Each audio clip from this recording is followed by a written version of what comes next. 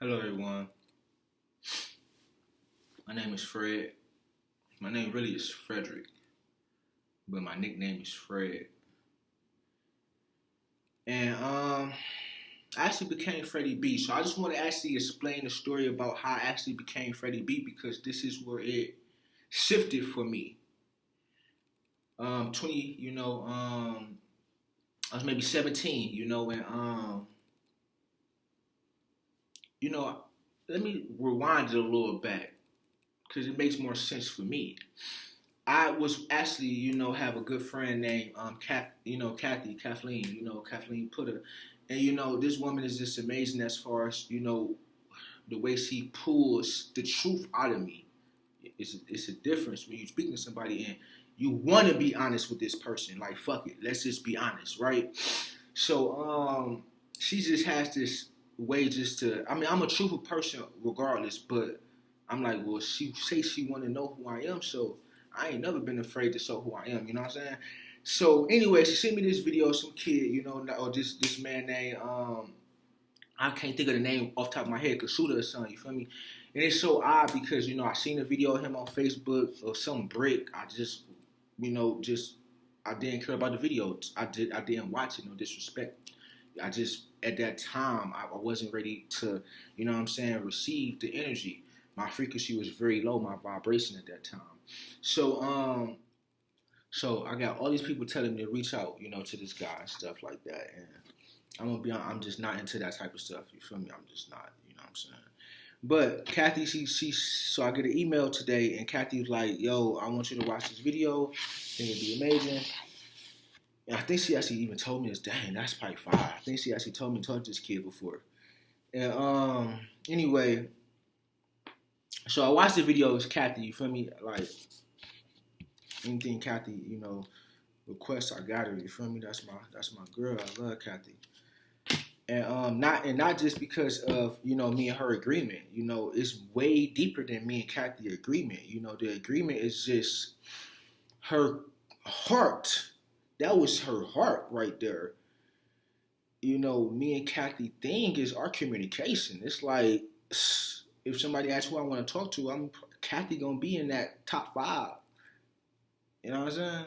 So anyway, everybody telling me to reach out to this guy, and I never reach out. I get the email, and I'm gonna be honest. As soon as I get the email, I instantly play the video. It's Kathy, so I'm doing what she say, and I hear him. They say, "Oh, I seen you throw a brick through Steve's window." I'm like, "Oh, that's who everybody keep telling me I should talk to." I guess because we kind of got a similar background, and we both, what I'm saying, melanated men in America.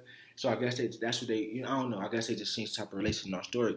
So long story short, I watched the video, and now as I'm watching the video, I'm hearing this dude say like, yeah, I was selling weed, and I went to jail and this and that, and where I'm from at the time, it don't matter how much weed you really had, selling weed to us really wasn't a crime because you didn't get jail time the way you get jail like crack cocaine, heroin, or having guns and things like that. So we didn't really count weed. We didn't even sell weed. We was from they sold like crack and heroin and and stuff like that, right? So I'm listening to this guy's story. I'm like, dang, this dude story is similar to mine. It's not the same at all. Like he said, he grew up in a middle class family. He said he didn't have to sell drugs. I grew up in poverty. I had to sell drugs. Like my mom told me to sell drugs. So it's just like, Ma, don't get mad at me, Ma. I know you ain't gonna admit it. I love you, girl. But like, my mom is the most amazing mom ever. Like, can't nobody tell me she's not. My mom could have walked out on me. I can call mama right now. Like, Ma, I need $100. She gonna send me $100. Even if she ain't got $100, she gonna find out. She gonna make a way.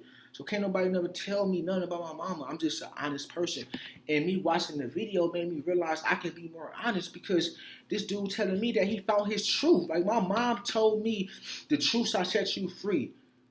The dude I'm talking about, Kasudi, said that he was timid to go up front to express that, look, I'm from this place. I'm fresh off house arrest. I just got out the bank for doing a year. But look at me. I'm here trying to get this wisdom. How can I grow? And he said he wasn't going to tell them his story. And he said he still told them the story anyway. And it made it so much better because everybody else started opening it up. And I always know that as a salesman, you give your dirt so they can give you more dirt. Even if you got to make up the dirt. But don't make up the dirt. But I'm just saying, in sales, I already knew that. So as I'm living this life and I'm watching this video, cleaning my apartment up, I'm like, dang, this dude is kind of like similar to me. Now I'm kind of like interested in getting to know this guy because I'm like, dang, why everybody want me to talk to this dude? Now I finally get to see this video 3 months later, and I want to know this. I want to just talk to this dude and see what, bro, I want to just say, bro, congratulations on the journey. I know what it takes to start that journey. But the difference between me and him is that out of his words, he said he started from middle class, right? I started from poverty. That don't mean I can't make it to wherever, you feel me, I want to go. It just means that it may take a little longer.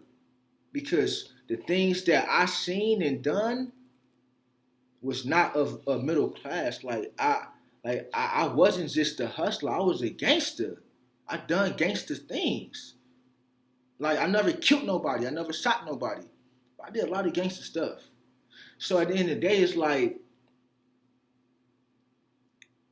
as I hear his story, it's making me realize that I can be honest and say I was a gangster. I can be honest and say I sold crack cocaine and heroin. And I'm so sorry to myself. But I also forgive myself. Because at that time, I guess that's all I had to do with my time. But at least now I know with my time, I'm investing into the people. I'm taking a part of me and giving it to you. Why? So you can be great and understand that this moment is everything for you to be who you are. I don't care if you was the universe. I don't care if you was your name. Be something. Because I started off with nothing. And look at me now speak to you. So I want to actually share my truth. Thanks to Kathy, Steve, Kasuda, Shura, Judy, Tanya. These people told me to reach out to Kasuda. I didn't reach out yet, but I watched the video and looked at what is being presented in front of you all. So, as I said, I'm Freddie B, but my transition is Bartlett Professional. Because when I was 17, me and ST was on the corner slanging, and Shannon pulled up like, what y'all drinking? In the hood, we drink liquor every night, smoke weed all day, pop pills. That's just the lifestyle. Just like in London, they drink tea. Hey, they drink alcohol in the hood all day. So we 17, 19, 19. I'm 17, ST 17, Shannon 19. No, I'm 17, ST 19, Shannon 19. We Shannon pulled up. He got a car. He said, yo, what y'all drinking? I say we drinking hen. ST say Tang. I say we're not drinking Tanqueray. We get into an argument. I say this. You get your own bottle of Tang. I get my own bottle of hen. Everybody know ST is like a jokester, right? So ST make this funny face. Like he got his money in his hand, right? He like looking at me. Thinking though, like, okay, should I save my money or should I just get this bottle? Should I save my money and go half with the bottle of Freddie with Fred and get the hen, or should I just spend the money and get the Tang because I know the girls want the Tang? This is how I think he thinking because it looked like it. You feel me? And I put this together over years and years. It's happening a long time ago. And, a real long time ago, like over 13, 14, no, over 17. Wow. Dang, about 17.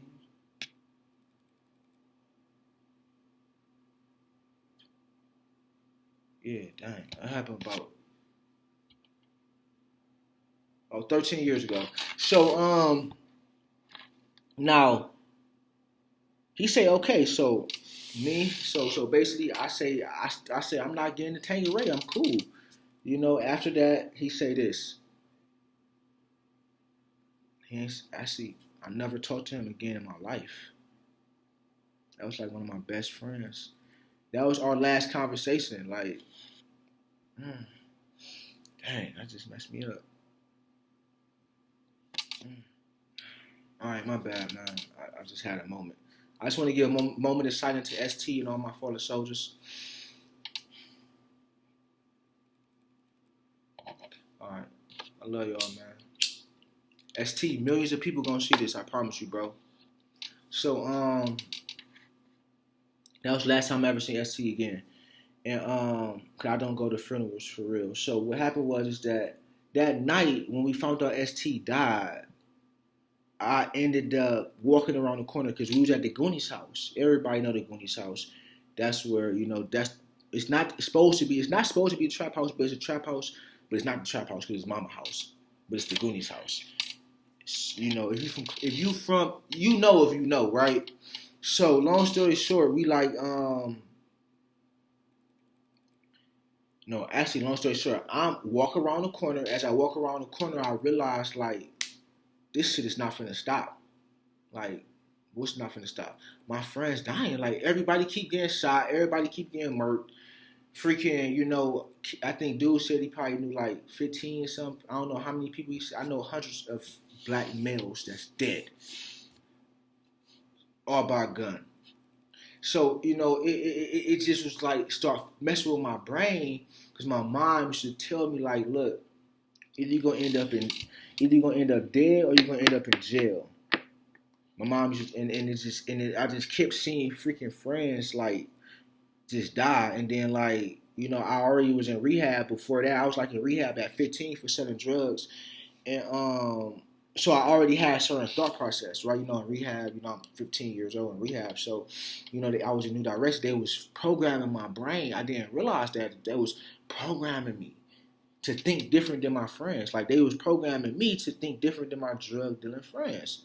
Even though I love my brothers and can't nobody judge my brothers, like ain't nothing wrong with them. They just doing what they doing. They living their life how they want to live their life, just like we living our life how we want to live our life. We can't judge. You know what I'm saying? Like we all have the same atoms. We just choose to use our atoms a different type of way. So I kneel down under the moon and I tell God, like, look, if another one of my friends die this year, so that means that it was 20. It was October 20. No, it was October 19th. I think ST got killed. October 19th. I told God this October 19th or October 20th in the AM because it could have been like at 12 a.m. because we'd be out all night. And I told God that, look, if none of my friends die this year, if another trap house get raided, I'm leaving the block. I'm going to the suburbs. I'm going back to high school. I'm going to get a job and I'm going to start rapping. So that means all that oath had to do was not happen for 2 months. So October, the end of October, November, December. January 1st, that oath was over. I could sell as many drugs I wanted without feeling bad, right? I wish that was the case. No, I don't wish that was the case, but at that, that wasn't the case. I apologize, Freddie, and I forgive you, Freddie. So at the end of the day, 2 weeks after that, Swoop get killed. Like, Swoop's girlfriend stabbed him while he was asleep in the bed. Like, yeah, on Halloween. Over some freaking girl texting his phone. And it was like, you gonna kill somebody for cheating on you? like it was just kind of weird because he ended up being like a witness to a police murder of Brandon a few years, like a lot of years before that, and he was the only witness, but he dead. So that is kind of weird that his girlfriend did that, you know. But rest in peace, Swoop. Moment of silence.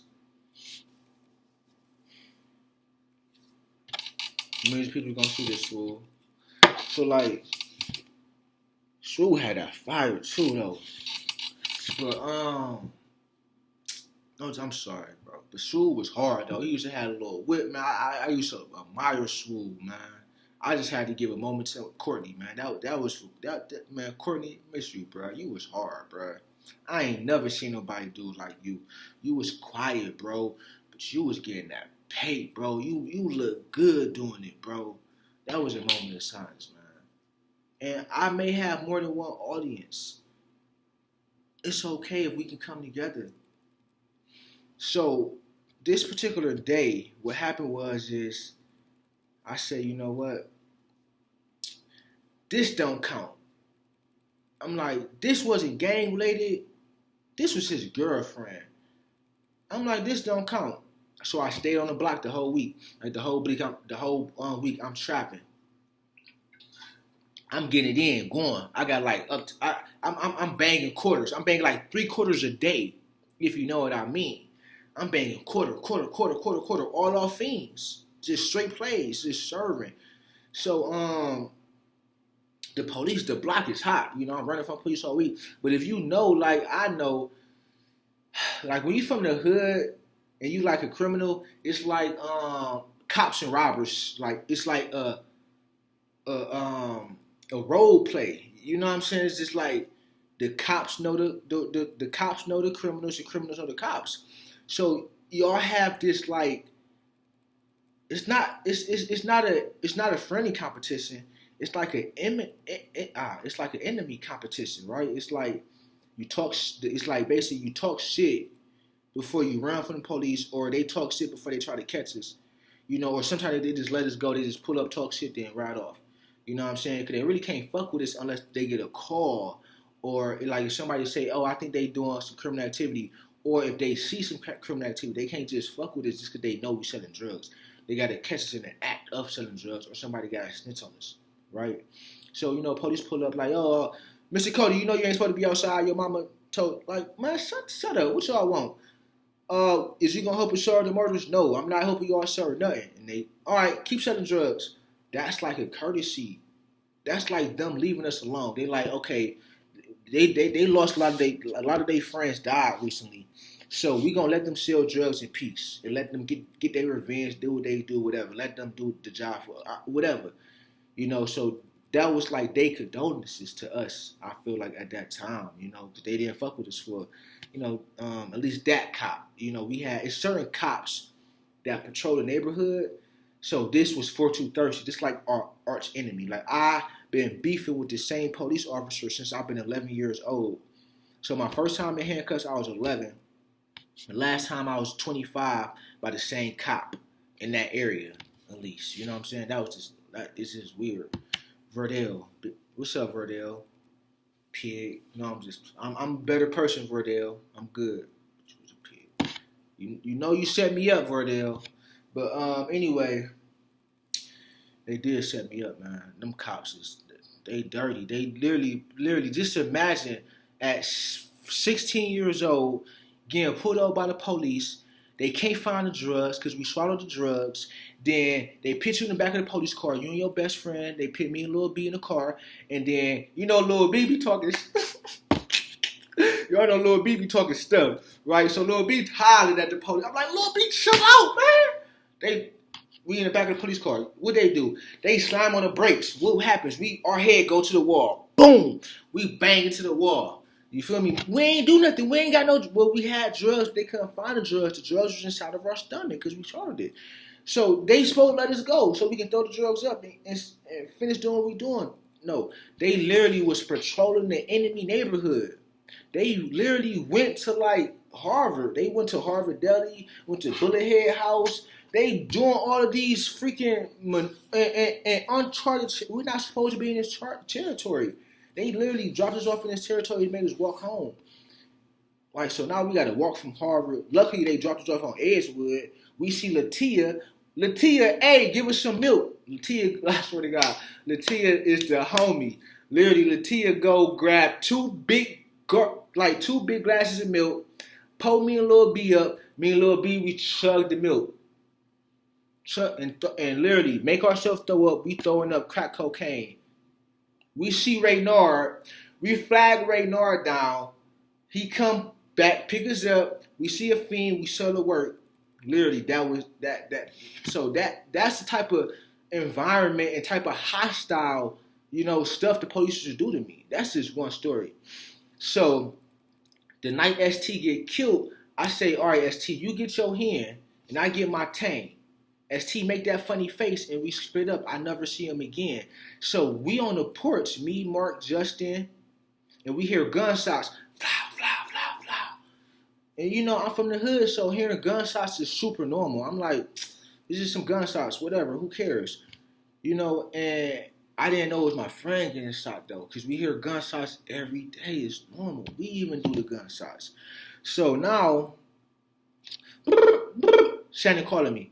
Ironic enough. Fred, come to Kinsman. ST dead. No, I think ST, I think ST dead. Come to Kinsman. What? Get in the car. ST just got killed. So it's me, Mark. Mark always had a car. It's me and Mark, Justin, somebody from the suburbs was with Mark, I think. And we pull up. It's 100 people on Kinsman. Shannon, I got to control Shannon now. I can't even get to ST because Shannon got a gun in his hand, ready to shoot. So I'm like, Shannon, put the gun down. Shannon, put the gun down, bro. Police right there. Shannon ready to... Goonie pull up. Rest in peace, Goonie. Goonie and DJ, we pull up. I get it. Goonie got Jay Lack. Rest in peace, Goonie. Jay is Goonie brother, and Jay doing hella good. I'm proud of you, bro. I see you out here. And anyway, and so so I get in the car with Goonie, DJ, and it's me, and we talking about what's gonna happen with ST, and hopefully he gonna make it. Now we off ecstasy, Hennessy, we rolling. So it's intense. Everybody's emotions is high. We waiting for our homie to make it. We get the call, he ain't make it, he dead, he died on the scene. They was trying to zip him up in the body bag, they put him in the ambulance, not called pandemonium. I'm like, man, I was supposed to be with ST. I'm like, what happened if I didn't speak up and say, bro, I don't want to drink with you no more? I should have, what happened if I would have said nothing and went along with him? Would I would have saved his life? Or would that would have been my life?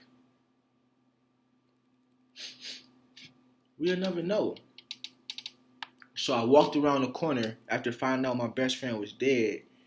And, because mind you, we all from the 50s. We all do this. This is like, it's not a gang. It's a unity. It's a brotherhood. It's all we got. This is literally, we have nothing. So we trying to cling on to something. So we cling on to our neighborhood.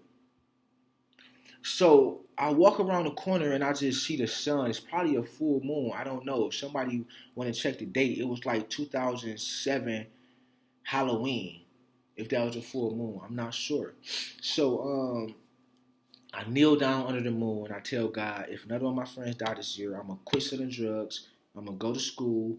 I'm going to move to the suburbs with my mom. And I'm going to start rapping and get a job. Mind you, I'm 17 at the time. I'm in the 9th grade for the 3rd time. I got drugs on me. I don't know how to rap. I don't even know how to fill out an application. And I barely know how to read a book. And I was talking about I fucking want to go back to school and become a rapper. Who the fuck goes to school to be a rapper? Excuse my language. So anyway,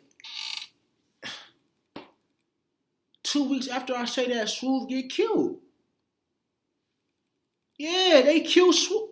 Like, Swoop's girlfriend stabbed him in his sleep for cheating on her with a girl, I guess. But the crazy thing is, it's just like, yo, like, it's crazy. Like, so in my mind, I'm flabbergasted because I'm like, okay, this don't count. I'm like, this does not count. I'm like, I I'm like, God, I kind of was talking like if one of my friends died by a gun. I'm trying to change the oath now. I ain't have no details in the oath. You feel me? I'm trying to change the oath now and renegotiate the oath. No, the oath is set in stone. It's going to be a burden on you now, Freddie. So I'm like, fuck. I'm like, all right, look, man. I'm about to just let me just think about this. Give me just, I just need some time. Man, the police was on them. The police was I don't know. At first, it was like quiet, and then after Courtney get killed, police everywhere just. So if you smart, you know like not to stand on the like when you got a lot of dope, you don't stand on the corner of the block. You stand in the middle of the block so you can see the police before they come. So that means the police coming from the left, you see them. They come from the right, you see them, and then you go in the backyard and hide, so they can't never see you, and they keep going. Because if they see you, they're gonna stop. They're gonna come back. But if they don't see you, then they're gonna think the neighborhood good. So then they're gonna not come back for a couple hours. You can sell as much as you want without getting in trouble. So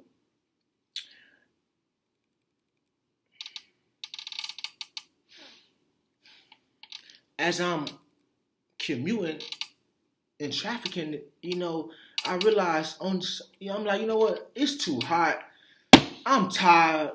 I'm about to sit in the house all day and watch American Gangster and just get some good herb in me. So I go holler at Shannon, get some herb, and Shannon ain't even sell herb for real.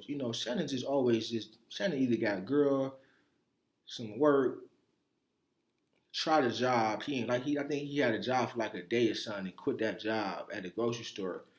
I love you, Shannon, bro. I love you, bro. But yeah, so it was just weird because at the end of the day, I'm just like overwhelmed. It was gloomy outside, and I'm watching American Gangster, and I'm rooting for this drug dealer Frank Lucas,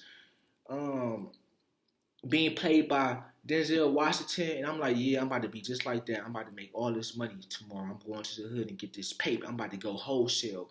I'm thinking too small, just selling rocks. I'm thinking like this at the time, 17. Then Frank Lucas crashed down. His story come. And when his story come, it was so crazy. Why? Because I seen that it was real. Like I seen that in real life. You know what I'm saying? Like I know that would happen in real life. You making a whole bunch of money, then it coming to the end. So as that happened, I realized like, dang, man, do I really want this? And then out of nowhere, his wife stand up to the vice and he slapped his wife. I kid you not. The moment he slapped his wife, I quit selling dope. I swear to God. I went back to the hood the next week. I gave my dope to somebody for cheap. And my friend said, what you gonna do? I said, shit, I'm going on vacation, man. I'll be back. But really, I didn't mean that. What I meant was that I'm retiring. So I went back to the suburbs. I went back to school. My teacher, helped me get all the answers, and I graduated with a high school diploma. I went to 3 years later. I moved to Florida. Like literally, I was just selling crack. Then I went to Florida to fucking pursue my career in music. Like I went to a university, a real university. Like, not community. I went to Full Sail University with Juvenile son. Like, he was my best friend. I'm like, yeah, I'm literally like with a famous rapper son. Every day he's at my house and we're getting girls together. And just 3 years ago, I manifested this and said I'm going to Florida to go to college and I'm going to quit selling drugs.